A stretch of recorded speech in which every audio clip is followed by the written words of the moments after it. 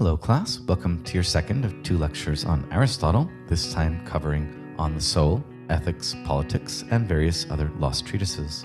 Last week we covered the basics of Aristotle's logic, physics, and metaphysics. In a way, these form the more theoretical sciences for Aristotle, soul, ethics, and politics being a shift to philosophy applied to life. Recall that in Aristotle's discussion of being, first and second philosophy, that is being as being and the being of beings, being is said in many ways.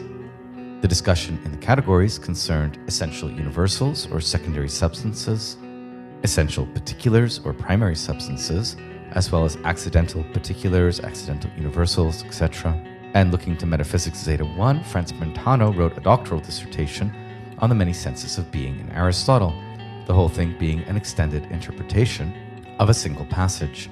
When we speak of the being of the thing in Aristotle, we can speak of being as accidental or contingent being, sympebikos. It could be otherwise, it might not have been, it just came together this way. Of being as truth or being true, alethes. We say of something that it is and call that a true statement. In the first instance, being is accessible only in uncoveredness or truth, as well as being in the sense of the categories, what things are and how the being of beings is said. And lastly, being in the sense of potentiality and actuality, or dunamis and energia. Why are we reviewing this here? Because in approaching Aristotle on the soul, the two most important determinations of being are dunamis and energia. The reason why Aristotle's work on the soul is classed among his scientific works is because its approach to the soul is fully ontological. It is an ontology of the psyche, rather than a psychology or an applied ethics. What is life, zoe, and what is the soul, psyche? Heidegger avers that Aristotle provides the first ever phenomenological grasp of life, zoe, in terms of potentiality, actuality, and motion. But how does ontology help us to grasp and explicate the structure of a living being in general? Now, Aristotle's conclusions may seem commonplace today, but we must remember he had to work very hard against dogmatic theories of the soul and weak concepts. Recall how fascinating, but also all over the place the pre-Socratic theory of the psyche was? We would expect more clarity from a thinker like Aristotle, and hopefully we'll get it. The Latin title of the text is De Anima, and the Greek one, Peripsyches. But to call this the first treatise on psychology is quite misleading. Book A covers the ontology of life, or zoe, and a retrospective on previous philosophers. Book B, the concept of the soul and the levels of life, or faculties of living beings. And these are perception or sensation, aesthesis, but also imagination, fantasia, mind, nous, thought, noein, dianoein, and especially desire, orexis. Additionally, the treatise covers memory and recall, sleeping and waking, life and death, and motion and the ambulation of all animals. The first definition of the soul we find in De Anima is the soul is something like the ground of being of a living being. Psyche esti gar oion arche ton zoon. So when we ask after the soul of a living being, we are asking after the very ground of its being. Soul is not an isolated power, not reducible to the principles of material, lifeless nature in Aristotle, and so it's not the sum or result of bodily processes, but also not separable for itself. According to Heidegger, it is precisely Aristotle who set in motion the theory of the soul as a substance, ousia, which is often opposed later until it was treated exhaustively in Kant's first critique, in the section on the paralogisms of pure reason. But what if all of that rested on a fundamental misunderstanding of the sense and intention of the Aristotelian theory of the soul? The psyche, soul, is substance, ousia. But is it? And if it is a substance, what do we say about the soul beyond the death of the living body? Previous philosophers asked if the soul were not a physical breath, a soul atom, a housing in the body, or even a life beyond death. And these map onto Anaximenes, Democritus and Leucippus, Anaxagoras, and even Plato. For Aristotle, these were all missteps in the analysis of the soul. And according to Heidegger, Aristotle first places the problem of the soul on its genuine ground, when he says, with regard to living beings, their life is precisely their being. The soul is not a thing, a psychical thing beside a physical body, but is the very way of being of corporeal beings. Does this mean that death or the beyond have nothing at all to do with the soul? Not at all, for in Aristotle, according to Heidegger, death is not lifeless. On the contrary, it is what is deprived of life, and so is the determination of a living being, just as rest is the determination of motion. Nietzsche in The Gay Science will say that the living being is merely a species of the dead, and a very rare one. This is not untrue, but it doesn't tell us about death, nor it seems will Aristotle's treatise on the soul. In order to approach the soul aright, we must first understand it as a phenomena of living being. So Aristotle begins his treatise on the soul with an ontology of life, or zoe, according to which the characteristics of life are to be unsouled or ensouled. Life is always also a distinguishing and a moving, crenine, deciding, or scission point, and a kenine, or motional comportment in a world. Furthermore, what makes distinguishing or moving possible is always a perception and an appetite. As ensouled, distinguishing, moving, perceiving, and desiring, psyche is all these things, and thus the character of the living being, or that in which life is lived. The soul is what differentiates itself by manifesting life. Ultimately, for Aristotle, this self-manifesting or life by the soul is an expression of new intelligence as it unfolds into panta, all things. Lastly, we speak of entelecheia, a being with its end in itself, becoming itself. And so the soul is most fundamentally described an entelechy, that is, a way of being, a first actuality and transformation, and the actuality of a body and organs that together realize the being of an organism. And here Aristotle distinguishes three basic types of soul: a nutritive soul that is possessed by plants and which makes possible nutrition and reproduction, a sensitive soul possessed by animals comprising sensation and movement, and the rational soul possessed by the human being which makes language and reasoning possible. Now in the natural soul, dunamis or potentiality is primary and self-enveloped. Becoming is guided by self-development, and it's more passive. The natural soul, vegetative and animal, perceives something, moves itself, maintains itself, seeks nutrition, growth, maturation, and declines. Aristotle observes how plants move not only up and down, but in all directions, yet remain fixed in one place. The animal, on the other hand, distinguishes through aesthesis. We would nowadays say a centralized nervous system. Animals are generally not stuck in one place, and also feel pain and pleasure and can move around. They are still passively locked into the disinhibitions of their environments, however, always attuned in one way or another and always on the lookout for something or desiring it. They are more active in their becoming than plants. Only in the rational soul, granted by nous, does active actuality become dominant over active potentiality. So having covered some of the broadest outlines of Aristotle's theory, let's go back to the beginning, to Anima, Book 1, and secure these structures within an actual reading of the text. Aristotle begins from noting the study of soul is first in rank if we value knowledge and if our goal is knowledge. For the knowledge of the soul contributes greatly to the advance of truth in general, and above all to our understanding of physis, for the soul is in some sense the principle of animal life. What we must grasp is A, the essential nature of the soul, and B, its properties, which are of two types: affections proper to the soul itself, and affections owing to the presence of the soul. We ask, what is it, but cannot approach it through simple demonstration. We need a new method. We are not sure if the soul is a substance, a quality, or a quantity, or a predicate. Is the soul a potential existent, something whose actuality precedes? Is the soul divisible or without parts, homogeneous or heterogeneous? Is it a genera or a species? Very difficult questions indeed. It is clear that the close study of just de anima would take a whole semester, and many novel doctoral dissertations might still be written on this text. Is thinking a form of imagination? And does it therefore require a body? Is the soul therefore a form of the body, and only the body, since all its activity is bodily? Are all affections of the soul enmattered accounts, as Aristotle says, or is there such a thing as the soul alone with itself, and is that what we call thinking? Is the body the house of the soul, or the soul the house of the body? Why are our predecessors, the pre-Socratics in this instance, so confused about the nature of the soul in particular? Minimally, they seem only to agree wherever we find motion and sensation, there we find the soul. But this doesn't tell us very much. In his account of his predecessors on the soul, Aristotle notes that some say the soul is what originates movement. This makes it sound like the type of physis proper to the living being. Democritus argues that the soul is composed of spherical fire atoms which need replenishing. The Pythagoreans had their numbering numbers and their motes in describing the soul. Anaxagoras had his mind as the causal origin of all motion, of all beauty and order. Empedocles had his 4 elements and 2 cosmic principles.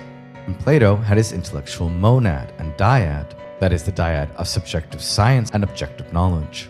Heraclitus had his warm exhalation from which all else is composed, and which is the most incorporeal thing in the corporal flux of becoming. And the list goes on and on and on. Consensus on the topic of the soul in pre-Socratic philosophy is the least attained of any other topic. Aristotle believes we need a new method and starting point here in order to understand what the psyche itself is. And he notes that his predecessors have only really agreed minimally on 3 points. 1, the soul is something to do with movement. 2, with sensation. And 3, with incorporeality. This is more contested, but very often it's claimed that the soul is relatively incorporeal. In Aristotle's predecessors, the method of knowledge of the soul was always to say, like is known by like, matter by matter, and the soul by the soul. How are we to grasp these 3 agreed upon views together? With what grounds are they maintained? To fully answer this question would require an in-depth study of the whole of De Anima, which we don't have time for here. Though I would particularly recommend this one as more accessible and one of the more significant of Aristotle's surviving texts. For our purposes, we only really have time to look at a few takeaways. 1, the soul is the form, eidos or morphe, of life, zoe. 2, the soul is a substance, as the form of a natural body, potential with life. 3, the soul is the actuality of the living substance, i.e. of a living body. 4, the soul is the site of the knowledge of a substance with respect to itself, which is exercised, for example, in waking and knowing, or unexercised in sleeping and ignorance. 5, as a substance, the soul is the essence itself of a living body, and cannot be removed without the substance ceasing to be what it is. 6, the soul is a unified composite and has corresponding parts, depending on its type. 7, the level of the soul corresponds to its type of potentiality and actuality. That is, there is the vegetative, animal, and rational soul, and Aristotle provides further subdivisions within each. 8, the soul is animated by desire, but can evolve through right belief and relations. And 9, in human beings, the destination of the soul is to become contemplative. That is, more godlike. And so again, Aristotle's doctrine of the human or rational soul leads inevitably to his theology. And although a naturalistic theory focused on life, it's still involved in religious ideas, and Aristotle's preoccupation in his notion of the rational soul is still in some sense with the supersensible world and the sphere of divinity. His metaphysics, theology, and in some sense psychology are all still thus quasi-Platonic, despite the strong empiricist bent. Before approaching Aristotle's ethics and how to cultivate the highest way of life, the contemplative life in the rational soul, we should first review Aristotle's God. It's the imitation of this God in a rational way of life which most defines Aristotle's psychology, ethics, and politics. Now, for Aristotle, God is not a creator so much as an unmoved mover. His conception of God has been so influential, sometimes Aristotle's God is referred to simply as the God of the philosophers, that is, the causus sui, the self-caused, eternally necessary and unchanging being. The philosopher in leisurely contemplation, Sophia, with the rational part of his soul, resembles the God, and the unmoved mover produces motion in phusis, by being loved, and thus moves the other moving things. Next, Aristotle's God is a pure substance, one containing no matter, and is wholly actual, without any potentiality at all, and hence eternal, active, and alive. This is what distinguishes the soul or God itself, the nous, from the rational soul in the human animal. Our souls, even though on a path to rationality, still involved in vegetative and animal soul, are for the most part defined by potentialities. We can only approach approximately and at the limit the eternal, active, and alive soul or nous itself, that is the purest substance in Aristotle's God. Next, God thinks only the best thoughts about the best things, himself, and God is the final cause of the world, that is what everything else imitates to the extent possible for it, the goal for all the world's striving. With these notions of the rational progress of the soul and its imitation of God in mind, we can now turn to the Nicomachean Ethics, which is perhaps the most influential work in ancient philosophy other than Plato's Republic. It is the work that most defines Aristotelian ethics, or more recently, virtue ethics, for all subsequent philosophy. And what the work most sets out to do is to develop from Plato's theory of the good a theory of the good life, as the care of the soul, which is unmentioned but implicit throughout. This is the text in which Aristotle also most separates and relates practical and theoretical reason in the way that would become canonical. It is the core work of medieval philosophy, European law, and theology, and was only later criticized by the originators of empiricism and scientific method before returning to a degree of favor in 20th century philosophers like MacIntyre, Anscombe, Gadamer, Nussbaum, and many others. The first sentence of Nicomachean Ethics, Book 1 reads, "Every art and every inquiry, and similarly every action and pursuit, is thought to aim at some good, and for this reason the good has rightly been declared to be that at which all things aim." This is naturally already an allusion to Plato's doctrine of the good and the good in the Platonic Academy. We pursue many ends, some are activities, some products or outcomes of activities. For example, exercise is an activity that can be pursued for its own sake and for its outcome, which is health. Similarly, the arts and sciences can be pursued for their own sake and for the sake of their products or outcomes. Some things we desire for their own sake, some for the sake of something else, some for both their own sake and for the sake of something else. Now if, pretty big if here, there is any end that we desire always for its own sake, everything else being for its sake, then this would be the chief and final good. If such a thing exists, we should find it out, as this would have a great influence on how we conduct our lives. For then we could aim at the final good of life as archers do towards targets. Now at first for Aristotle it appears that politics is this master art. Why? Because politics is what administrates and controls all the other arts and sciences and what we should do and abstain from doing. Everything falls under politics, including strategy, economics, rhetoric, and all the other sciences. And without good politics, we cannot attain to the good and goods at all in a civil society. And so the state is greater and more important than the individual, since it is the condition of the possibility of the flourishing of individuals and community.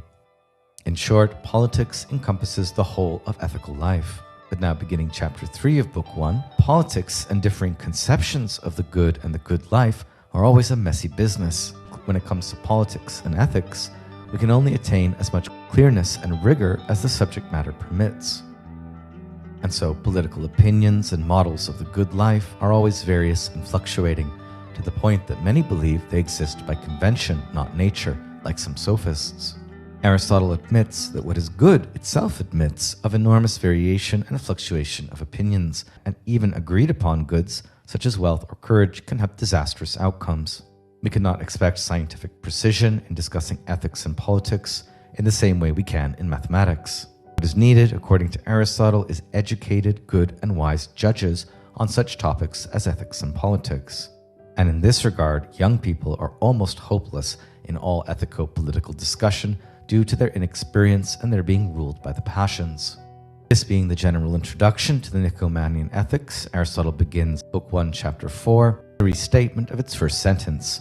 The fact that all knowledge and every pursuit aims at some good. But what is it that we say political science aims at, and what is the highest of all goods achievable by action?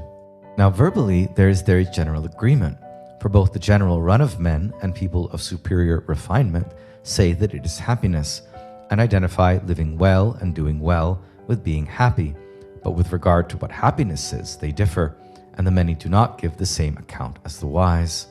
For the many think it is some plain and obvious thing, like pleasure, wealth, or honor, and often even the same man identifies it with different things, with health when he is ill, with wealth when he is poor, but conscious of their ignorance, they admire those who proclaim some great ideal that is above their comprehension. Just for fun, here's a little clip of this part of the Nicomachean Ethics from the very first semester that I ever taught a course.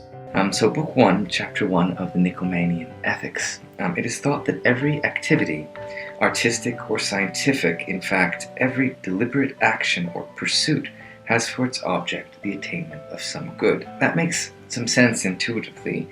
Every deliberate action or pursuit has for its object the attainment of some good. This word in Greek for deliberate action or pursuit is a boulesis, practical deliberation. It is associated with what's known as practical wisdom, the Greek word phronesis. It's interesting that the word activity here is another Greek word that with which we're probably familiar, praxis, from which we have the word practice. So if we look at every activity, every praxis, every artistic, whether it's artistic, having to do with technique, artisanship, techne, or if it's scientific, having to do with theoretical inquiry, with insight into the nature of things.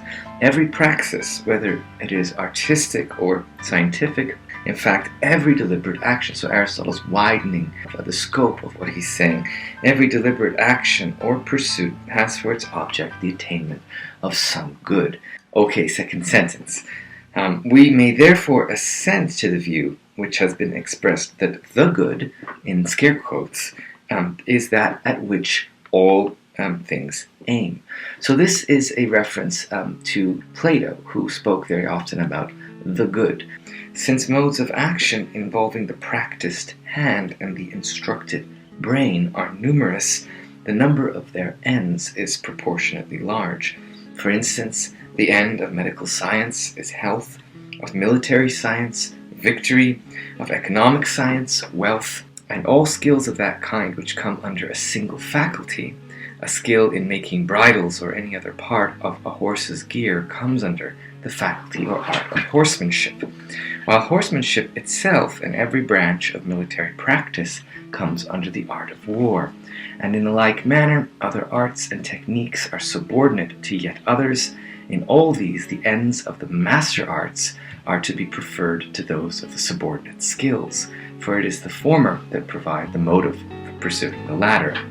Just by way of a general introduction, Aristotle is laying out the various avenues of practical activity in which we will pursue deliberate action towards certain goods which are the goals of those actions. Medical science aims at the good of health, military science aims at the good of victory, economic science aims at the good of wealth. And this could go on forever. To resume, since every activity involving some acquired skill or some moral decision aims at some good, what do we take to be the end of politics? What is the supreme good attainable in our action? This is a very interesting question. You can see that Aristotle is sort of jumping from a general consideration of human activity aiming at particular goods based on what activities we're performing and what goods we're seeking to attain, to a more general question. What is the end of politics? Politics being the principles of association of all human beings. Now, importantly, in Aristotle's time, women and slaves were not considered the bearers of political potentiality. We'll suspend that discussion for the time being, imagining we're with Aristotle so far as to the meaning of politics, what it means to act as a community in a city-state, actions aiming at common goods. We have to ask, what is the supreme good attainable in our actions? And Aristotle goes on, well, so far as the name goes, there is some pretty general agreement. The supreme good attainable by all our actions, it is happiness, say both the intellectuals and the unsophisticated, meaning by happiness living well or faring well. But when it comes to saying in what happiness consists, opinions differ, and the account given by the generality of mankind is not at all like that given by the philosophers. The masses take it to be something plain and tangible. So the masses, this is the demos. The people of a political association generally take happiness to be something plain and tangible, pleasure or money or social standing. Some maintain that it is one of those things, and some that it is another, and that the same man will change his opinion about it more than once. Maybe this has happened to us. When he has caught an illness, he will say that it is health that brings happiness, and when he is hard up, he will say that it is money. Conscious that they are out of their depths in such discussions, most people are impressed by anyone who pontificates, That is who just talks on and on about something as if they knew about it, and says something that is over their heads. Now, it would be no doubt a waste of time to examine all the opinions about what people think bring happiness, enough if we consider those which are most in evidence or have something to be said for them. Among these, we shall have to discuss the view held by some that over and above particular goods like those I have just mentioned, there is another which is good in itself, and the cause of whatever goodness there is in all the others. So this is quite a suggestion. Every single good we pursue is good in light of something else. And Aristotle is going to be saying that this thing is happiness. Every time we pursue a particular good, it's towards the attainment of that good, or simply for the love of pursuing it. What is good about that good that we pursue, either in pursuing it or having it, is that it brings us happiness. So this is a big claim, and we might find we agree with it or that we don't. Let's see what Aristotle says next. Wow, come a long way. That guy's pretty funny. Now, some thought that apart from these many goods, there is another which is self-subsistent and causes the goodness of all of these as well. Let us not fail to notice there is a difference between arguments from and to those first principles. In the case of the purest theoretical sciences, we can hope to attain the principle and argue from it, although this hope can still be very out of reach. In a way, we are always searching for the principles. And this is even more so the case in the study of ethics and politics. The goal here is not simply to know how to live a good life or what is just and good with the best principles of political association, but rather to become good people ourselves and to make society itself and its politics better. This is where Aristotle acknowledges the greatest debt of his ethics to Plato. It was Plato who raised this question and asked, are we on the way from or to the first principles? In the case of ethics and politics in particular, we must begin with the things that are known to us. Hence, anyone who is to listen intelligently to lectures about what is noble and just, and generally about the subjects of political science, must have been brought up in good habits. And those without well-reasoned ethical and political principles can either A, learn to reason well, or B, be guided by their betters, or C, become completely useless. The most influential passage on the good life or happiness in the Ethics comes in Book 1, Section 5, when Aristotle writes that most men identify the good or happiness with pleasure. The life of enjoyment, bios hedonikos or bios apolostikos, a life suitable to animals and often preferred even by those in high places, such as Sardanapalus. Sardanapalus being an Athenian nobleman and Aristotle's preferred punching bag for the hedonic personality. Next, there is the political life, bios politikos. This life is preferred by those with superior refinement and an active disposition. And for the political person, they generally find their happiness in being honored by their community. The problem with honor, however, is that it is dependent on others and their judgments who can choose to bestow honor or not. And also, the sources for honoring someone differ. Sometimes people are honored because of great personal reputation, sometimes practical wisdom, and sometimes virtue. Aristotle considers that virtue should be valued higher than honor, and that what we really praise in the political person is their virtuous way of life and establishing of virtuous habits and life ways for others. However, here Aristotle notes a problem. Having a virtue is not the same as utilizing it. A sleeping person may have a dormant virtue, and a suffering, misfortunate situation can obscure a person's virtue. Finally, there is the contemplative life, bios theoretikos, which for Aristotle is the most independent, and we'll treat this later. Book 1, Chapter 6 begins with a critique of Plato. Aristotle writing, "We had perhaps better consider the universal good and discuss thoroughly what is meant by it, although such inquiry is made an uphill one by the fact that the forms have been introduced by friends of ours, that is Plato and his successors. Yet it would perhaps be thought to be better, indeed to be our duty, for the sake of maintaining the truth, even to destroy what touches us closely, especially as we are philosophers or lovers of wisdom. For while both are dear, piety requires us to honor truth above our friends."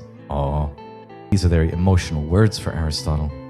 Aristotle's overall critique of Plato's ideas we covered a bit last week, and our textbook selection skips over these parts of Book 6. But they alone could be the basis of an essay for this class. Chapter 6 goes on, what sorts of goods would one call goods in themselves? Is it those that are pursued even when isolated from others, such as intelligence, sight, certain pleasures and honors? Certainly, if we pursue these also for the sake of something else, yet one would place them among the things good in themselves. Or is nothing other than the idea of good good in itself? That is, as Plato maintained. In that case, Aristotle argues, the form would be empty. But if the things we have named are also things good in themselves, the account of the good will have to appear as something identical in them all. In other words, we need a theory of good in action, what is good in every good thing. A general and abstract theory of the good is not enough to tell us how to live our lives. That is, to become good people. But of honor, wisdom, pleasure, just in respect of their goodness, the accounts are distinct and diverse. The good, therefore, is not some common element answering to one idea. Sorry, Plato, I hope we can still be friends. What, then, do we mean by the good? It is surely not like the things that only chance to have the same name. Are goods one, then, by being derived from one good, or by all contributing to one good? Or are they rather one by analogy? Certainly, as sight is in the body, so is reason in the soul, and so in the other cases. But enough of these topics, Aristotle says, leaving us hanging and quite tantalized by what his theory of the good entails, at least at this point in the argument. Book 1, Chapter 7 returns again to the good that we are seeking and asks what it can be. It seems different in different actions and arts. It is different in medicine, in strategy, and in the other arts likewise. What then is the good of each? Surely that for whose sake everything else is done. In medicine, this is health, in strategy, victory, in architecture, a house, and in other spheres, something else. In every action and pursuit, the end, for it is for the sake of this that all men do whatever else they do. And therefore, if there is an end for all that we do, this will be the good achievable by action. And if there is more than one, these will be the goods achievable by action. And here Aristotle begins to introduce his theory of happiness as the final self-sufficient good and end of human life. Now we call that which is in itself worthy of pursuit more final than that which is worthy of pursuit for the sake of something else, and that which is never desirable for the sake of something else more final than the things that are desirable both in themselves and for the sake of that other thing. And therefore we call final without qualification that which is always desirable in itself and never for the sake of something else. Now such a thing is happiness, above all else held to be.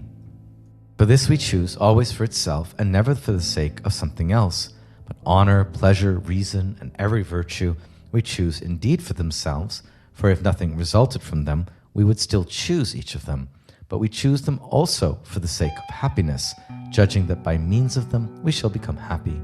Happiness, on the other hand, no one chooses for the sake of these, nor in general for anything other than itself.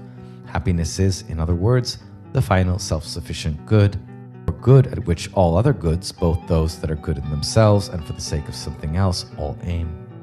Here Aristotle introduces a caveat. Now, by self-sufficient, we do not mean that which is sufficient for a man by himself, for one who lives a solitary life, but also for parents, children, wife, and in general, for his friends and fellow citizens, since man is born for citizenship. We'll hear soon in the Politics, man is a political animal. The self-sufficient, Aristotle now defines as that which when isolated makes life desirable and lacking in nothing, and such we think happiness to be. And further, we think it most desirable of all things, without being counted as one good thing among others. If it were so counted, it would clearly be made more desirable by the addition of even the least of goods, for that which is added becomes an excess of goods, and of goods the greater is always the more desirable. Happiness, then, is something final and self-sufficient, and is the end of action or praxis. Or simply, the ultimate end, telos, of life is happiness, eudaimonia. And happiness is not only an intrinsic good, but is the final self-sufficient good towards which all others aim. In addition, as Aristotle will now argue, a happy life is a virtuous life, and this is because a virtuous person has the disposition to behave in line with a standard of excellence, and the mean which properly produces a happy condition in the soul, in life, and in the community. For Aristotle, thus, the standard of virtue is reflected in what he calls the golden mean. Before discussing these parts of Books 2 of the Nicomachean Ethics, let's do a brief digression on the Greek concept of eudaimonia, or happiness, a Greek word that breaks down into two words, eu, meaning good or well, and daimonia, from daimon, spirit or spiritual influence. Throughout Greek culture and literature and in Aristotle's time, happiness is a moral virtue and one that increases when we live a good life. Now, very often in Greek culture and literature, a happy person is understood as blessed by the gods, Eudaimonia. That is, he has a good daimon in the sense that Plato articulated in the myth of air. But Aristotle doesn't use this term in its religious sense, but rather as a moral virtue and one that increases when we live a good life. Happiness requires thinking in this Greek Aristotelian way that we do nothing in excess. Nothing in excess being one of the adages, along with know thyself, most important as temple inscriptions to Apollo at Delphi. Anything excessive will undermine and erode happiness or a blessed and flourishing way of life. And this is because excess tends to bring about the opposite of happiness. This was a common wisdom about happiness, although very often not followed by the pleasure-loving Greeks. We find the following Greek adages about happiness which Aristotle draws from. One swallow does not make a summer, neither does one fine day. And one day, or indeed any brief period of felicity, does not make a man entirely and perfectly happy. Or more pessimistically still, in Solon from Herodotus, call no man happy until he dies. And Sophocles as well says something similar, deem no man happy until he passes the end of his life without suffering grief in his play Oedipus Rex. In other words, sustained happiness, according to this Greek way of thinking, requires a controlled and a fitting way of life, excessive happiness being dangerous and fleeting. As we also read in Sophocles, over the measure you had hit it and won a wealth of good fortune, describing the fate of Oedipus in solving the riddle of the Sphinx and becoming king of Thebes. Whoever, any man, carries more of happiness further than it seems he might, he lives in seeming and he falls away. In other words, the curse of Oedipus, married to his mother and having murdered his father, and his own detective-like search after these truths, even if they will prove his undoing, reveal his character as one that carried for 15 years more of happiness than it ought to have. There will now be retributive justice and an onslaught of terrible fate, making Oedipus the unhappiest of men. It seemed for 15 years at least to everyone that he was very happy. In order to understand the significance of Aristotle's ethics, of happiness in terms of virtuous human flourishing, we can turn now to Czech philosopher and phenomenologist Jan Patočka in one of his last works, Plato and Europe, a seminar he held shortly after the Czech Spring. In one of the final chapters, he writes regarding the movement from Plato to Aristotle that in both these grand thinkers there is, as we would say with a modern term, an effort for the good life as the ground upon which their entire philosophy is to unfold. In the Nicomachean ethics, we see this as an emphasis on praxis, or human activity, which is not concerned with knowing what is, nor about knowing what our moral values are, as if they were theoretical constructs, but rather with encouraging us to philosophize in such a way that we become good people. This is the peculiar feature of Aristotle's ethics. No modern philosopher is going to step out before the audience with the pretense of turning his students into good people. Everybody would laugh. Yet we will only understand Aristotelian theoria or contemplation as coming from this concern, care, and will towards the good life, and not otherwise.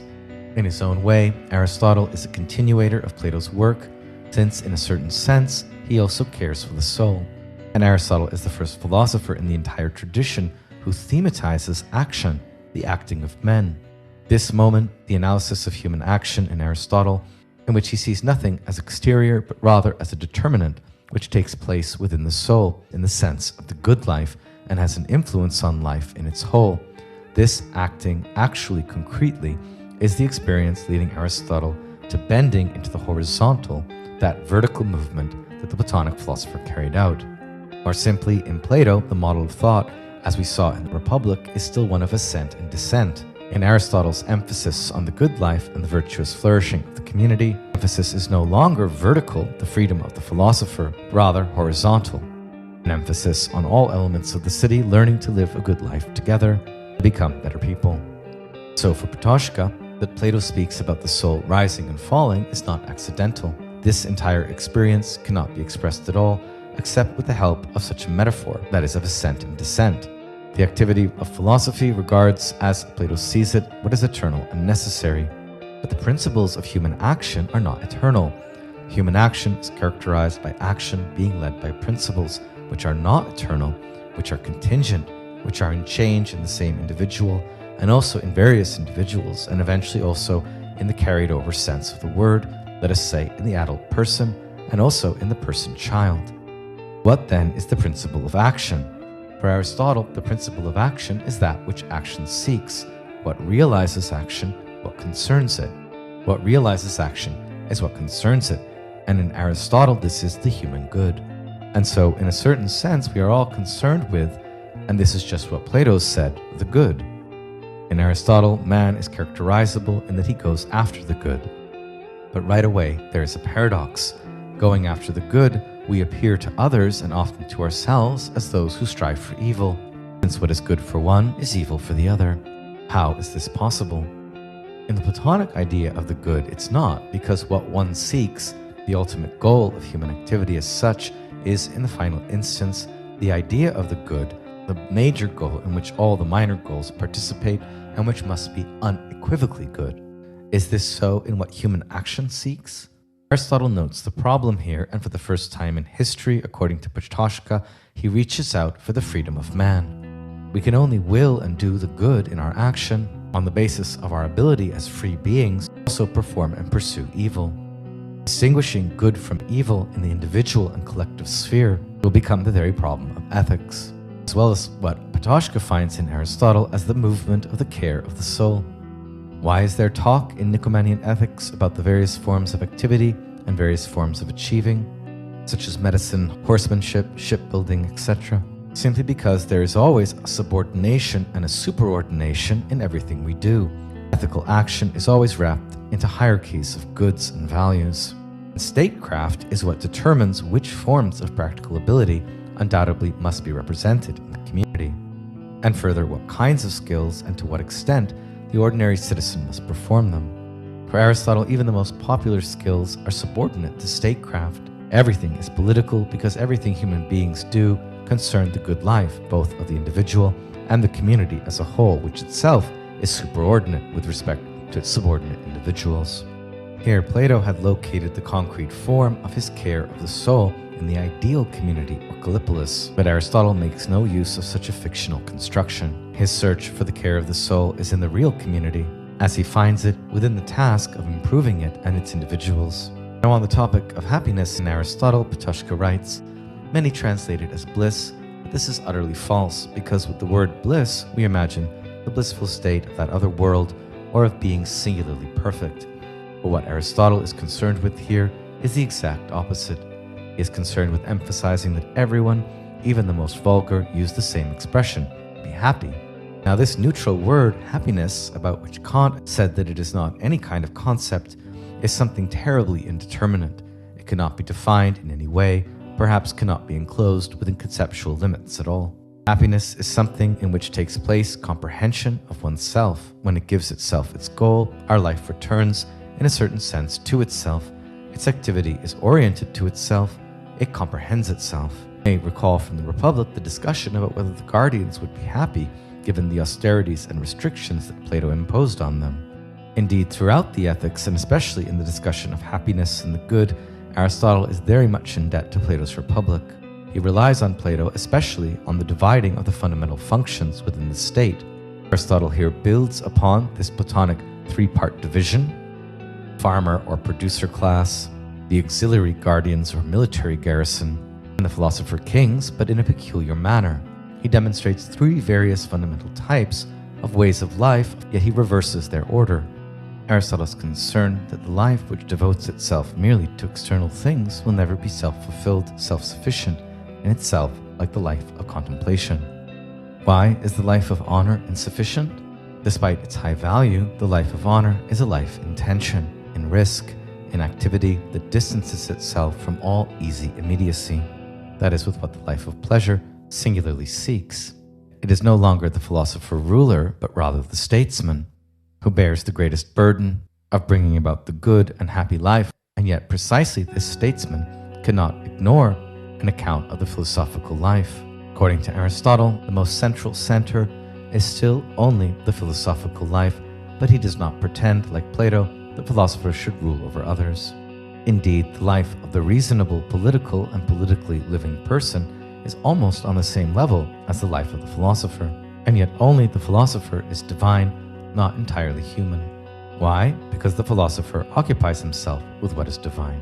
On Aristotle's critique of Plato, Patočka quotes the same sentence from Book 1, Chapter 6, we cited earlier, this time in a more instructive translation. It will be instructive to look at the highest good, as long as it is considered as the universal essence, universal substance, to answer what is intended by this universal essence.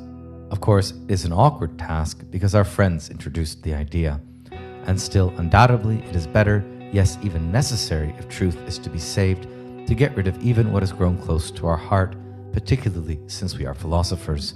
Both are dear to us, but still it is a hosion, that is a sacred duty or religious requirement, to give precedence to the truth, ten alethion. Patočka notes such pathos-filled words are seldom found in Aristotle. We should not imagine a tension between Plato and Aristotle as anything hostile and petty, and still less should we imagine it as something small or trivial. It may be that in certain things Plato sees deeper than Aristotle, but Aristotle sees certain possibilities that Plato does not see. On why Aristotle is still relevant, he writes, "Of course, you can say that these are all just ideologists' illusions. In reality, certain lawfully ordered economic processes took place here. Philosophers only squawk along in feeble accompaniment." Nonetheless, I think it cannot be denied that history is concerned with human actions, and human actions take the form of motivated activity, whether motivated economically or otherwise. This is a matter of comprehensible acting. Perhaps it is not fully comprehensible, or it runs away from comprehending itself, avoids itself, and so on, but these are all ways of comprehension. What is at stake and what was at stake for the philosophers from the very beginning, and this we are trying to comprehend, is to analyze the very ground upon which human acting unfolds as the acting of a being that understands itself, even if in deficient modes. And here Patočka introduces what he considers Aristotle's main contribution and overturning of Plato's legacy. Rather than being forced back into the cave, Aristotle's philosopher returns to the cave willingly and lives out his life within the cave. What, in fact, does the care of the soul mean? It means to want to be in unity with one's own self. Aristotle does not have this experience, and Aristotle begins the return to the cave. You know that Plato himself forces the philosopher to return to the cave. Philosophers must turn to the cave out of duty, even if they do not want to. But Aristotle returns to the cave without violence. This return to the cave is the distinctive essence of Aristotle's philosophy, according to Patočka. It is not that Aristotle does not see the difference between the measure and what is measured, that is, between universal essence and universal substance, the good beyond being, or unmoved mover, and the many goods and beings. In fact, Aristotle sees the difference between existence and that which forms its being. And yet he tries to join this being with this existence, so that existence does not double itself. For Patočka, this profound, paradoxical, and not facile thought is the distinctive essence of Aristotle's philosophy. And we can pivot here to Cicero's citation of Aristotle's own version of the myth of the cave in a lost treatise on philosophy. The citation is stunning, although seldom noted or studied, and what it seems to do is to make Plato's ascent outside the cave pedagogically central and important, and yet ultimately part of that religious wonder that lies at the origin of philosophy, rather than the true philosophy itself. Imagine that there were people who had always dwelt below the earth in decent, well-lit accommodations, embellished with statues and pictures, and endowed with all the possessions which those reputed to be wealthy have in abundance. These people had never set foot on the earth, but through some rumor or hearsay, they had heard of the existence of some divine power wielded by the gods. A moment came when the jaws of earth parted, and they were able to emerge from their hidden abodes and to set foot in this world of ours. They were confronted by the sudden sight of earth, seas, sky. They beheld towering clouds and felt the force of the winds. They gazed on the sun and became aware of its power and beauty, and its ability to create daylight by shedding its beams over the whole sky. Then, when night overshadowed the earth, they saw the entire sky dotted and adorned with stars, and the phases of the moon's light as it waxed and waned. They beheld the risings and the settings of all those heavenly bodies, and their prescribed unchangeable course through all eternity. When they observed all this, they would certainly believe that gods existed, and that these great manifestations were the works of the gods. Cicero cites this in order to establish the venerable Aristotle's own belief in the gods in the course of his argument for Stoic theology. And we simply don't have the text within which this passage was embedded. But perhaps Aristotle's point here, in regards not only to the gods, but to Plato's metaphor of the ascent, is simply that the metaphor itself is not philosophy, and does not tell us enough about this seductive world of the forms and the good beyond being, but is rather like a fable, important as a first step for philosophy insofar as it instills wonder, as well as the desire to learn the universal essence and universal substance of the world. How are we to interpret Aristotle's version of Plato's myth? It almost seems as though what is outside the cave is astonishing and wonder-producing, and originates in humanity religion, that is, belief in the gods. Nowhere, however, inside or outside the cave do these ordinary people, in fact, do philosophy. Whether they are enchanted and entranced by what they see outside the cave, and conclude from this only in a general sense that nature and the world is some sort of divine teleological system overseen by beneficent rulers. These realizations are in some sense the origin of philosophy and wonder, and even in Cicero form the basis for an argument from divine providence. But that is not what Aristotle explicitly says here. What he suggests is that whether inside the cave or outside it, one can still attempt to practice philosophy, which does not imply a disbelief in the gods or that the world is a great manifestation of the divine, but rather seeks to understand these divine mysteries on the human terms of the intellect and the understanding.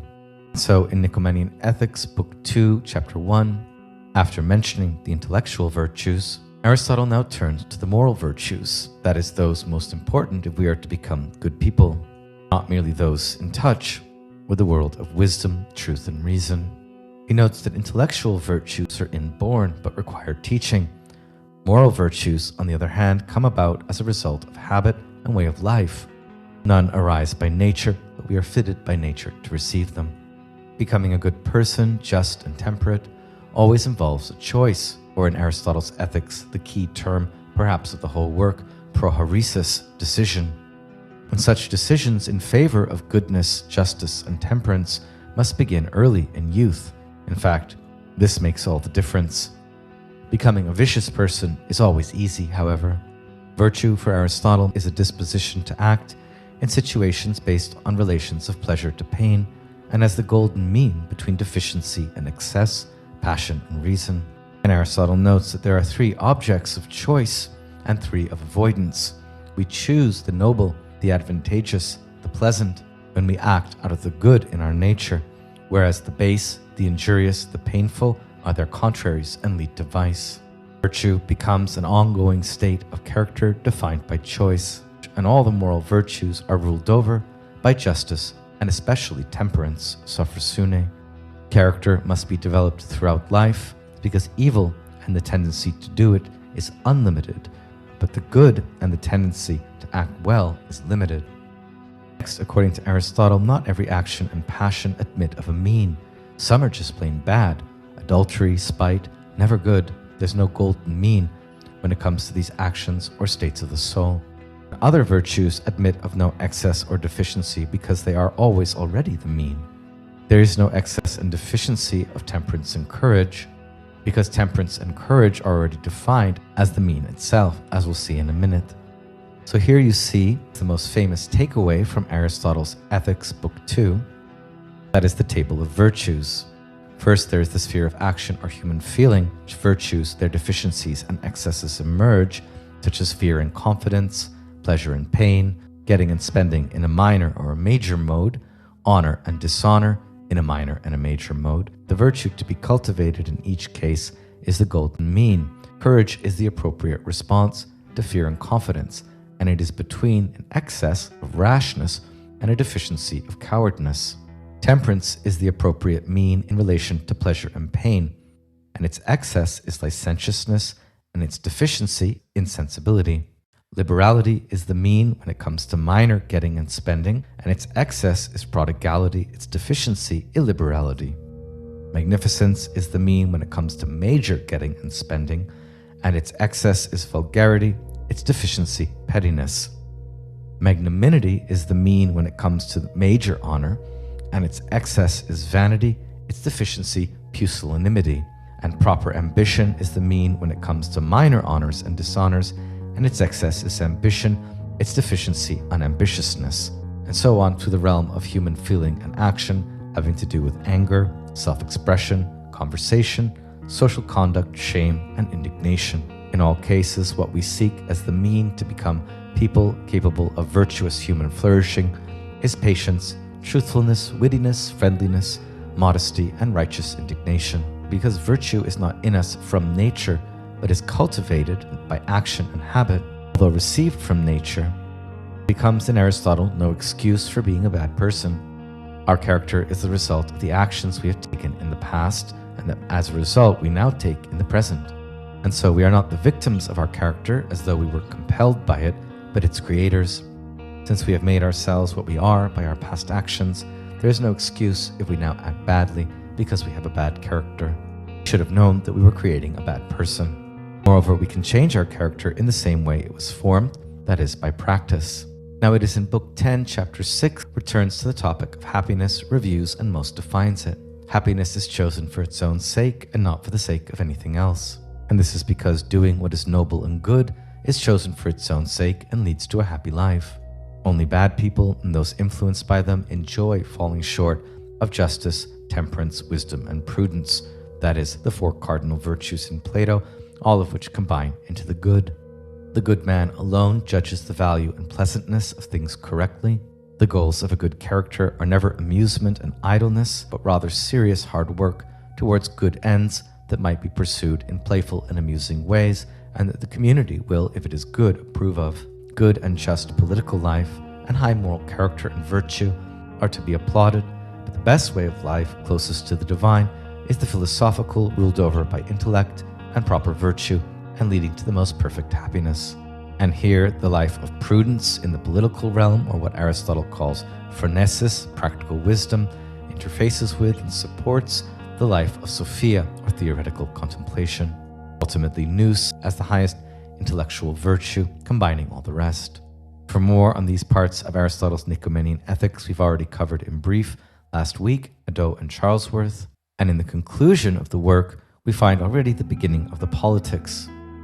In some senses, artificially separated off from the work at the end. Here, Aristotle turns to laws and constitutions in general. What is our overall takeaway from this brief study of the Nicomachean ethics? Simply that the whole book can be seen as a response to Plato in the Meno, where Socrates asks if virtue can be taught. Aristotle's response: not exactly, for virtue can be acquired in human life only through the force of habit and practice. Knowing how to be virtuous, knowing that the virtuous life is the best, can never be wholly subsumable into a theoretical insight, but must be lived in the flourishing of a good life, and in the pursuit of that good at which all human endeavors aim, which is happiness. Ethics thus cannot be taught, like metaphysics or physics, since it concerns not knowing what a good person and good life is, but actually becoming good people and living the good life. At the outset of the Politics, Book 1, Chapter 1, Aristotle again articulates his orienting idea, the same as at the beginning of the Ethics. We observe that every state is a sort of association, and every association is formed for the sake of some good, for all men always act in order to attain what they think to be good. Notice here the claim that all our actions aim at what we believe to be good, even actions that we might consider immoral or wrong. There is always some explanation of these actions as to why we did them with a view to a good. Ask any criminal in prison why he performed the action. One finds that whether from virtuous or from vicious motives, it is some good at which the criminal aimed.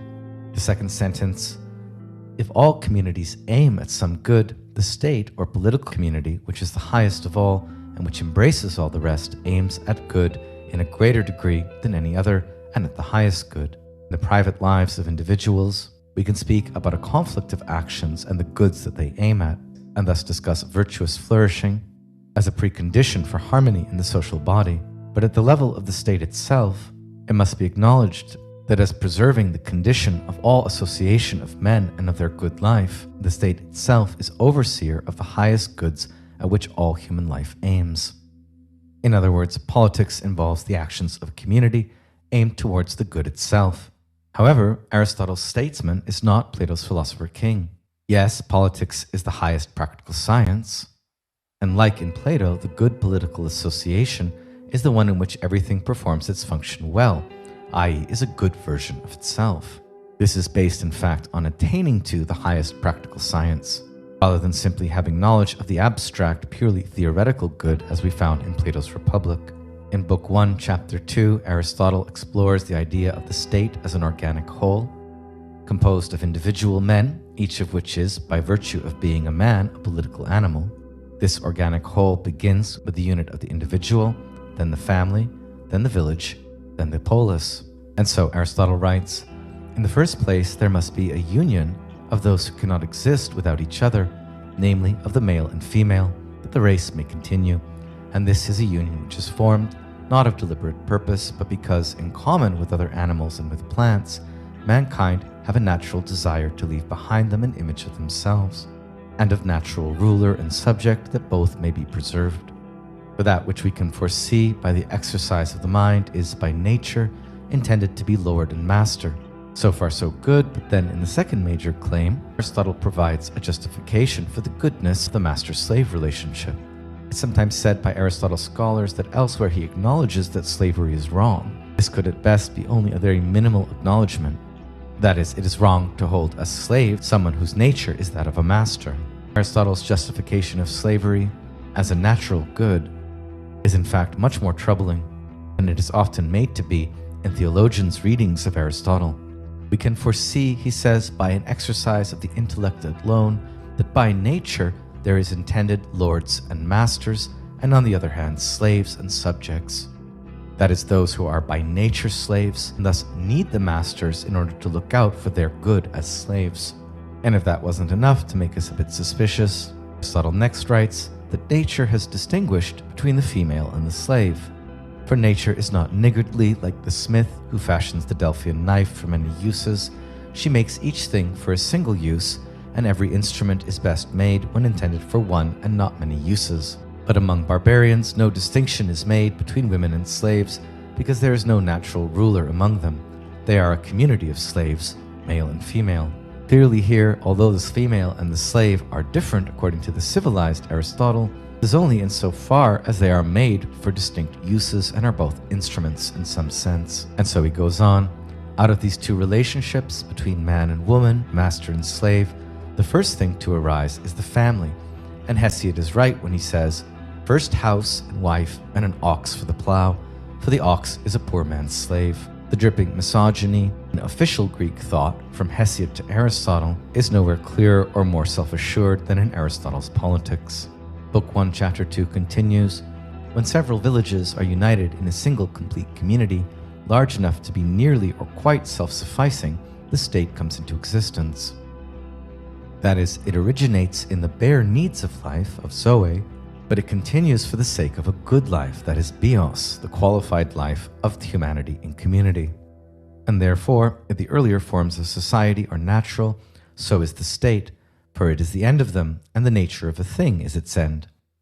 For what each thing is when fully developed, we call its nature, whether we are speaking of a man, a horse, or a family. Besides, the final cause and end of the thing is the best, and to be self-sufficing is the end and the best. I hope it is becoming clear to us to what degree not only Aristotle's statesman, but his philosopher and contemplative way of life are parasitic upon the city and especially upon women and slaves. The good life for Aristotle is the happy life, that is, the virtuous life, as we learned in the Nicomachean Ethics, and the practice of virtue requires being furnished with the golden mean. Practicing virtue allows human beings to become what they are, to realize their essence, that is, in their speech and action in the polis, and in their imitation of the divine and contemplative becoming in private life more like a god. Note here how the good man is not necessarily the same thing as a good citizen. For we can indeed speak of good men who are not the best citizens by common acclaim. For example, Socrates himself. According to Aristotle, the human being is in essence a political animal, in its entelechy to be good, both in private and public life. Even if, in actual practice, goodness tends to be cultivated in one or the other at a time.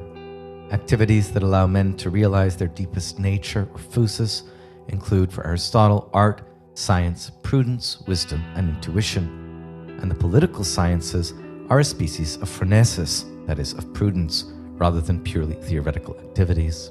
The basic functions of the state, like in the correlative parts of Plato's Republic, involve a discussion of the services that a state must provide, so that bare life can be fulfilled and the good life, or bios, of culture also augmented. The basic functions of the state include the provision of food, art, arms, revenue, religion, the power of decision, and justice. And such a state exists for the sake of a good life and not for the sake of bare life. It is evident for Aristotle that the state is a creation of nature, and that by nature man is a political animal. This is a very significant claim.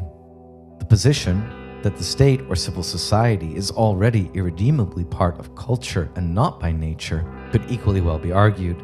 Paleontologists might point out that the earliest human groups very likely bonded groups of no more than 50, that is, small tribal affiliations. The invention of culture, living the life of bios rather than bare life, zoe, in nature, might be considered to be a product of human art, or techne, but Aristotle does not thus consider it. For him, it is evident that the state is a creation of physis, that is, at least for human beings, because human beings are by nature political animals. In fact, this statement is underlined dramatically by Aristotle. Man is more of a political animal than bees or any other gregarious animal. Just think of how bees in their society do everything for a purpose, each of their role being strictly circumscribed between queens and worker bees and every other role. Clearly, the hive is a political association of a very intense degree, at least in the bee world. Human groups are even more political than that, according to Aristotle. In fact, those who are by nature and not by mere accident without a state are either bad people or above or below humanity.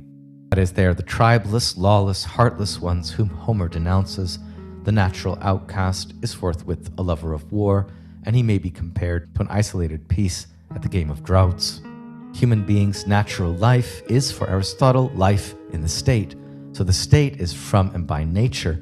We must seek out the natural state without reducing it to the atavistic. At this point, we can pursue a brief excursus again into Italian philosopher Giorgio Agamben on Aristotle's Politics, Book 1, Chapter 2, in his introduction to his most famous work, Homo Sacer, Sovereign Power and Bare Life. Agamben begins this work with the observation that the Greeks had no single term to express what we mean by the word life. They used two terms that, although traceable to a common root, are semantically and morphologically distinct. Zoe, which expressed the simple fact of living, common to all living beings, animals, men, or gods, and bios, which indicated the form or way of life proper to an individual or group. Continuing to quote Agamben, when Plato mentions three kinds of life in the Philebus, and when Aristotle distinguishes the contemplative life of the philosopher from the life of pleasure and the political life in the Ethics, neither philosopher would have ever used the term zoe, which in Greek significantly enough lacks a plural. This follows from the simple fact that what was at issue for both thinkers was not at all simple natural life, but rather qualified life, a particular way of life, ethico-political life. Concerning God, Aristotle can certainly speak of a zoe ariste kai aidios, that is, a more noble and eternal life proper to the divine, but only insofar as he means to underline the significant truth that even God is a living being. To speak of the zoe politicae of the citizens in Athens would have made no sense. Not that the classical world had no familiarity with the idea that natural life, simple zoe as such, could be good in itself, but it is not the good of human beings in the political association that is Athenian society. That is, it is not the highest good or end which regulates all other goods within the state. And here Agamben turns to a passage of the Politics, in which Aristotle expresses his own idea of the good and communal life with the most perfect lucidity. This life, according to the good, is the greatest end both in common for all men and for each man separately, but men also come together and maintain the political community in view of simple living, because there is probably some kind of good in the mere fact of living itself. If there is no great difficulty as to the way of life, kataton bion, clearly most men will tolerate much suffering and hold on to life, as if it were a kind of serenity, euhemeria, a beautiful day, and a natural sweetness. Agamben comments, in the classical world, simple natural life is excluded from the polis in the strict sense and remains confined as merely reproductive life to the sphere of the oikos, that is the home. And so at the beginning of the Politics, Aristotle takes great care to distinguish the oikonomos, or head of an estate, from the despot, head of the family, both of whom are concerned with the reproduction and subsistence of life, and in turn both of these, the head of an estate, the head of a family, are distinguished from the politician. This is a difference not of quantity but of kind. The politician must transcend the interests of both an estate and a family. Further, in Aristotle's own words, the state is by nature clearly prior to the family and to the individual, since the whole is of necessity prior to the parts. And from Book 1, Chapter 2, the proof that the state is a creation of nature and prior to the individual is that the individual, when isolated, is not self-sufficing, and therefore he is like a part in relation to the whole. And he who is unable to live in society, or who has no need because he is sufficient for himself, must be either, in one of Aristotle's most famous statements in the Politics, a beast or a god, for he is no part of the state. For man, when perfected, is the best of all the animals, but when separated from law and justice, he is the worst of all. Man either fulfills his nature as a political animal, or becomes more bestial than the beasts. With the freedom of man to pursue the good, comes with it an equal facility to do evil. Wherefore, if a man has not virtue, he is the most unholy and the most savage of animals, the most full of lust and gluttony. But justice is the bond of men in states. The administration of justice, which is the determination of what is just, is the principle of order in political society. Book 2 of Aristotle's Politics involves an extensive critique of Plato's Republic. It begins, "Our purpose is to consider what form of political community is best for all of those who are most able to realize their ideal of life.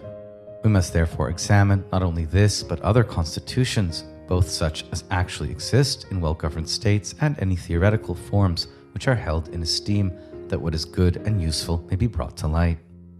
On the topic of how property is to be managed in a good and just society, he notes 3 alternatives are conceivable. The members of a state must either have 1, all things in common, or 2, nothing in common, or 3, some things in common and some not. And here he addresses the most controversial claim in Plato's Republic, the notion that citizens, or at least guardians, should have wives and children and property in common. And Aristotle asks, which is better, our present condition or this proposed new order of society? According to Aristotle, many difficulties flow from the idea that wives should be common to all men, and Socrates' own reasoning in the Republic does not flow from his argument. Plato's reasoning here seems to boil down to the claim that the best state will have the highest unity. But this is faulty reasoning. A state is not a strict unity, but the unity of a plurality. Strict unity would be the ruin of a state. Completely undermining these parts of Plato's Republic, Aristotle goes on, the abolition of private property, or of mine and not mine, does not in fact facilitate the unity of the state. To say it does is either an equivocation or a fallacy.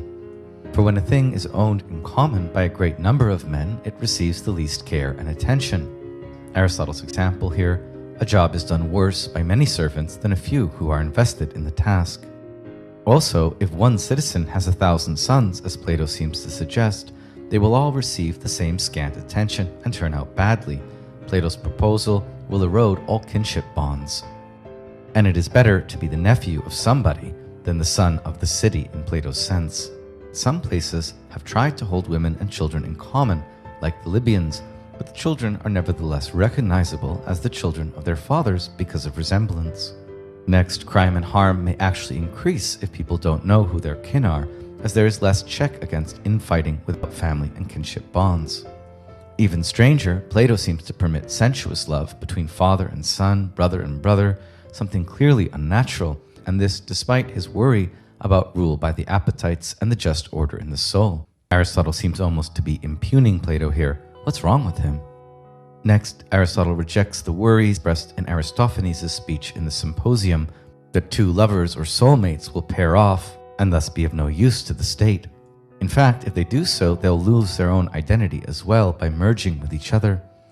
In reality and real political association, as opposed to this myth and fantasy, couples or the nuclear family will realize it is always in their best interest to maintain their separate identities and roles, and interact with the state from within them for the blessings that such interaction brings. In short, that a thing or piece of private property is someone's own and dear to him is important and a source of great pleasure as well as diligence in humanity. Plato's proposal, in other words, is in large part against human nature. Also, the transferring of children between the farmers or producers and the guardians will cause great confusion. And even more telling, Plato never even describes to us how the farmers and the producers should live. He only focuses on the guardians. He doesn't even tell us how the land should be governed in common ownership. Do the farmers' producers actually own anything, or only the guardians? So many unanswered questions. Should the land be privately owned, but its products common? Or should the land be commonly owned, but its products privatized? Or should the land and the use of crops be used in common? Plato doesn't address any of this. Rather, he simply asserts that the farmer-producer citizens should cultivate the land, and yet he provides no provision for how they should be rewarded proportionately for their hard work or successful outputs. Without such rewards based on merit, what motivation would they have to get any better at what they do? A phrase here in Aristotle that has often been compared to the libertarian critique of communism. Won't disputes arise when some farmers or producers are more honored for whatever reason but do less work and are less productive, and similarly among the guardians? These difficulties lead Aristotle to state that evidently it is better to make property private but its use common. Why? Because having property gives men immense pleasure and is natural and not necessarily vainglorious. Those who own the land will take better care of it and make sure others do so as well. Only the fruit of the land and the productive economy should be held in common in some sense. And lastly, if everyone is just sleeping with everyone else's wife and acting like they own the place, nobody in this situation will be happy or productive. In short, Plato's program might seem attractive and benevolent on a first glance, but the reality would be pretty bad. Plato imagines that he can just eliminate crime by making people just in a just city, but the reality for Aristotle is that evils invariably arise because of human wickedness. Households and states should be unities in some sense, but not in every sense. And here, it's like Plato is trying to reduce all harmony and rhythm to a single metrical foot, marching in line with the Pyrrhic songs of the warrior garrison or guardian class. Next, and perhaps most troubling, he doesn't even address the education of the farmers and producers in any detail, but rather just assumes that communal dining, as among the Spartans, will bring everyone together, not stopping to consider how clans and tribes and factions will form at the dining table, just like they did in high school. Nor does Plato articulate in what way the laws of Callipolis and program of education apply differently to the farmers and guardians. In fact, the farmers or artisans are the actual citizens. The guardians are only a garrison. All these points make a good deal of sense. However, the next thing Aristotle points out is certainly troubling to the modern ear. Quote, "It is absurd to compare men to other animals and say that women should do the same kind of work as men, for these animals have no houses to take care of." Well, we can see his point in Aristotle's cultural context, but clearly Plato was the more progressive thinker here in regards to gender egalitarianism. In any case, the list of problems just goes on and on and on. In short, Plato's intention in the Republic was admirable, but the outcome for Aristotle is simply absurd. In Book 3, chapters 6 to 7, Aristotle addresses the various forms of government or arrangements of the various offices of a state. Again, noting men are political animals, household management is the rule of the master, and the rule of the master is in the interests of the slave. Clearly, in many dimensions, Aristotle's politics is an apologia for the status quo. He reiterates, men live together insofar as it contributes to the good life of each. Even mere life is clung to, and there is a natural sweetness in living, as we heard in Agamben. But nowadays, those who wish to rule continuously, due to the benefits of holding office. These benefits should be minimized because they lead to despotism, like in the American Senate. Ruling body refers in Aristotle to the executive wing of government or the most authoritative part of a state. And like Plato, he opposes tyranny to authentic kingship, oligarchy to aristocracy, and people's rule, or what Caratani calls isonomia, to democracy. Also echoing books 8 and 9 of the Republic, Aristotle argues that it is due to prosperity and freedom that conflicts arise between the wealthy and the free citizens as to the form of government. We don't have time to go into all the details here, but in short, Aristotle considers constitutional government, that is, a combination of oligarchy plus democracy under law, as the ideal. Otherwise, the state will cycle between the forms of government in an abrupt and chaotic process known as cyclos. In more detail, governments differ in kind, depending on their goal and who rules. But always there is a better and worse form of government. The better pursues common interests or the common good, and the worse pursues only private interests and leads to the perversion of good government. If we are to be governed by one who pursues the common good, this would be kingship, but its perversion would be tyranny. Plato himself preferred aristocracy, the pursuing of common goods by the few or philosopher guardians. Interestingly, Aristotle breaks with Plato here and prefers oligarchy, and this because of his doctrine of human nature. However, mere oligarchy is unsustainable due to the conflicts of prosperity and freedom in the state. And so what Aristotle proposes as the ideal form of government among the many is constitutional government, involving a combination of oligarchy and democracy, rather than strict democracy, for left to their own devices, the struggle between wealth and freedom in a society will always result in an interplay between these two forms of government, eventually leading back into tyranny. The only way to stop the vicious cycle, according to Aristotle, is to balance oligarchy with democracy. Clearly, Aristotle's political views are here highly conformist given his cultural context and society. They entirely lack the radicality of the isonomial tradition in Ionian natural philosophy that we studied in Caratani in great detail. Again, the correct form of rulership when many rulers are involved is a polity, involving balancing acts between free men and the wealthy. And this is necessary in order to avoid the deviant forms of government that led the Athenians to so much political strife, the constant transformation of democracy into tyranny, into oligarchy, and back again. Aristotle's interest here is peace and prosperity, and his doctrine is more clear-sighted than the various political radicalisms. And yet, as we experience from our own political context, not without its issues, do we in America today still, for example, have a constitutional government and a balanced relation between our oligarchy and the voice of the people? Lastly, this week I included a scholarly essay on revisiting Aristotle's fragments, specifically on the role of the Platonic interlocutor in Aristotle's Lost Dialogue on Philosophy by Carlos Magino. The article itself is very interesting as an attempt of historical reconstruction. For our purposes, if you're pressed for time this week, the most important thing here is to read the cited quotes from Aristotle's lost work in later philosophers. Again, like in Aristotle's version of the myth of the cave, these fragments give us a fascinating glimpse into how Aristotle himself attempted to popularize his philosophy. Seeming to pick up where Cicero left off, fragment 13.2 begins, "The earliest thinkers inquired how we came to recognize the divine, and later the most highly esteemed philosophers said it was from the world and its parts and the powers inherent in these that we came to grasp their cause." Recalling again the very situation of men in the cave, if one saw a house and carefully furnished with entrances, colonnades, men's quarters, women's quarters, and all the other buildings, he would acquire the idea of an architect, since he would reflect that the house could not have been completed without the art of a craftsman, and so too with a city, a ship, or any structure small or great. So also, if one comes into the world as into a vast house or city, and sees the heavens revolving in a circle containing all things within them, planets and unwandering stars, moving uniformly in orderly and harmonious fashion for the good of the whole, earth occupying the midmost region, streams of water and air in between, living things also, mortal and immortal, varieties of plants and crops, he will surely reason that these things have not been framed without perfect skill, but that there both was and is a framer of this universe, God. Those then who reason thus grasp God by way of his shadow, apprehending the craftsman through his work.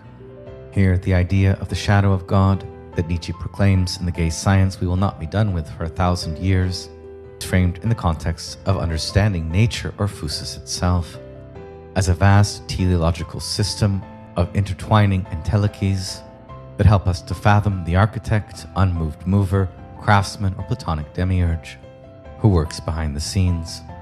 The question here from Magino is whether Aristotle is still here in an early Platonic phase, and thus reciting the grounds for the beliefs of his mentor in a dialogic form, or whether these views reflect to any degree Aristotle's own world conception, and if so, whether this was a consistent feature of his later thought as well. More extremely poetic descriptions for Aristotle follow in fragment 13.3, again underlining the marvels of nature and humanity's being struck with awe at the wondrous beauty and sublime order of the universe, which cannot be a mere accident, but must be the deliberate handiwork of an artificer, the creator of this universe, and that of necessity there must be a providence. As Aristotle's model of a contemplative God seems in later writings to deny very providence, without denying the existence of God, we are again left to wonder to what extent these fragments reflect Aristotle's own views, and if so, in what sense. Let's suspend this discussion for now and return to it in the coming weeks when we explore Epicurean, Stoic, and skeptical appropriations of Aristotle's legacy within their various schools. Lastly, this week I've included an article by a famous scholar on Orphism and the Orphic Mysteries, Alberto Bernabé, the article Aristotle and the Mysteries. This is another fascinating read we won't get into in this video. I do recommend it as it concerns the vexed topic of the possible religious disposition or not of the man Aristotle. Beginning of his article, he notes that Plato had assigned an important role to what he calls mystery or initiatory experiences, focusing on the relevance of Bacchic possession, Bacchia, and other religious practices such as purification, always transferring these rites into his own philosophical system. We saw these dimensions of Plato's thought in the Ion, in the Phaedrus, and the Symposium, and elsewhere. Yet, according to Bernabé, a cursory reading of Aristotle shows how he diverges from his master in this respect and in many others. Aristotle was not interested in studying the mysteries or Dionysus from a religious or philosophical point of view, and did not attribute any great importance to the intervention of Bacchic possession in philosophy, and was not concerned with the effects of Dionysic acts on the human being. In addition, he found no inner relation between initiation and philosophy, and did not believe that philosophy was a real catharsis, and he cared little about the initiatory model. This last sentence is perhaps debatable. There is also a fragment from Aristotle's lost treatise on philosophy, which does compare progress of initiation into philosophy to that of the mysteries, at the same time strictly distinguishes them. The participant in ritual initiation does not learn, but is put into a state of the soul, a pathine. Bernabé will read this fragment as revealing a mystery-critical view in Aristotle. The article is detailed and explores all aspects of Orphic and other mystery initiation, with a view to its appearance in philosophical texts of the Archaic and Classical period, and their potential connection to the genesis of philosophical thought. We get the key fragment here in Synesius, when he writes, Aristotle considers that those who become initiated should not learn anything, but rather experiment and change their mentalities, that is, to achieve due preparation to be put into a state. Bernabé concludes, initiation into the mysteries is an experience. Indeed, it is a forceful event operating through vivid contrasts that are sharply produced, life versus death, light versus darkness, terror versus happiness. Such contrasts subdue the spirit through a powerful and non-rational shock to its own identity, making each individual communicate with a superior reality. Thus, anyone who participates in the teletai feels himself to be placed in nature, in the history of the cosmos, as if he had finally managed to understand without words man's place in the world, the meaning of life, and his future destiny in the hereafter, with the initiation being a sort of final rehearsal for this. It is, in sum, an instrument that releases the initiate from uncertainties and anxieties, useful in accepting his or her place in this world and the next. But Aristotle does not accept the instructional function of these rites. He diverges from the commentator of the Derveni Papyrus, who believes in the netherworld and criticizes the celebrants of the mysteries for not allowing attendees to acquire knowledge. And on the other hand, he also disagrees with his own master Plato, who thought that philosophy could serve as a kind of initiation and saw the philosopher as a real bacchant who would have privileges in the other world. All hear the complex system of initiations designed towards this end in Plato's Republic and Education of the Guardians. Conclusion, according to Aristotle, the phenomena of mania and bacchia are subject to rational causes, and for this reason, he does not consider initiation as knowledge, for there are no texts transmitted in a discursive manner. Initiation does not affect reason and intelligence, since it is simply an emotional experience with a psychological effect, an unforgettable pathema, or experience an unforgettable pathema being put into an emotional state that generates per se a change of mentality that marks one for life. All in all, Aristotle thinks that the mysteries do have their own place in people's lives as a liberating and comforting positive preparatory experience to face life itself, but for him, philosophy is radically different from this and is its own path beyond the mysteries. Okay, that's a wrap. I hope we've enjoyed our brief survey of Aristotle's philosophy. Of course, we've only skimmed the surface of many things, but hopefully we've gotten enough of a sense to appreciate Aristotle's most enduring and influential contributions, such that we are now well prepared to leave the world of classical Athens and enter into discussion of the various Hellenistic figures and schools, and understand how post-Athenian philosophy developed both on the basis of Plato and Aristotle and on the basis of the pre-Socratics, while also developing many novel contributions of their own. Next week, we'll be covering the founders and the history of Epicureanism and Stoicism. See you then, and have a good week.